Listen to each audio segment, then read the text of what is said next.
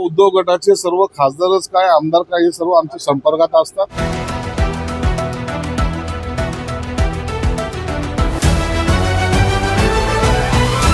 संपर्कात असं सांगितलं जात आहे.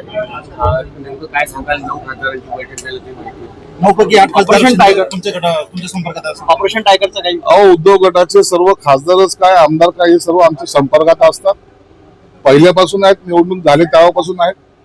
परंतु हे ऑपरेशन टायगर केव्हा करायचा याचा निर्णय एकनाथ शिंदे साहेब घेत असतात. म्हणून योग्य वेळेला तो निर्णय घेईल.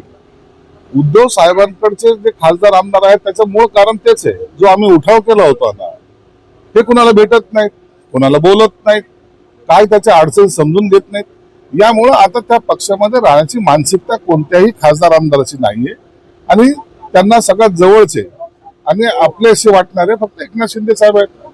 म्हणून हे ऑपरेशन ज्याला तुम्ही ऑपरेशन टायगर म्हणजे नाव दिलेलं आहे याचा प्रत्यय तुम्हाला तर या महिनाभरात येईल.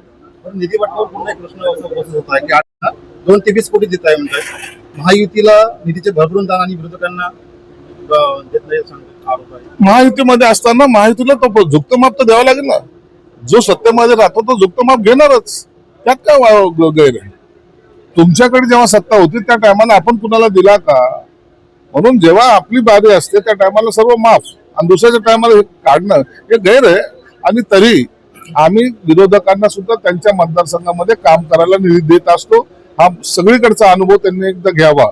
आणि जेव्हा आपण मुख्यमंत्री होता त्या टायमाला साधी सही सुद्धा पत्रावर करत नव्हता, याची सुद्धा आठवण त्यांनी केली.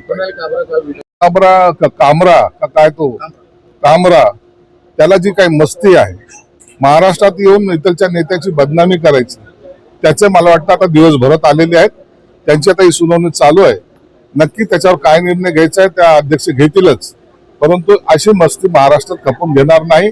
तुमचा व्यवसाय काय आहे किंवा तुम्हाला बोलण्याचं स्वातंत्र्य आहे याचा अर्थ कुठेही कुणावरही कशाही पद्धतीची टीका करणं हे मला वाटतं घटनेच्या विरोधात आहे आणि लोक स्वातंत्र्याच्या सुद्धा विरोधात आहे. म्हणून त्याला योग्य निर्णय त्याच्यावर होईल. व्यावसायिक गाणं असं म्हटलेलं आहे, एकनाथ शिंदेवर जे गाणं केलं त्याला एक व्यावसायिक गाणं असं समितीसमोर असं. व्यावसायिक गाणं तर तुझ्यावर कर ना, स्वतःवर.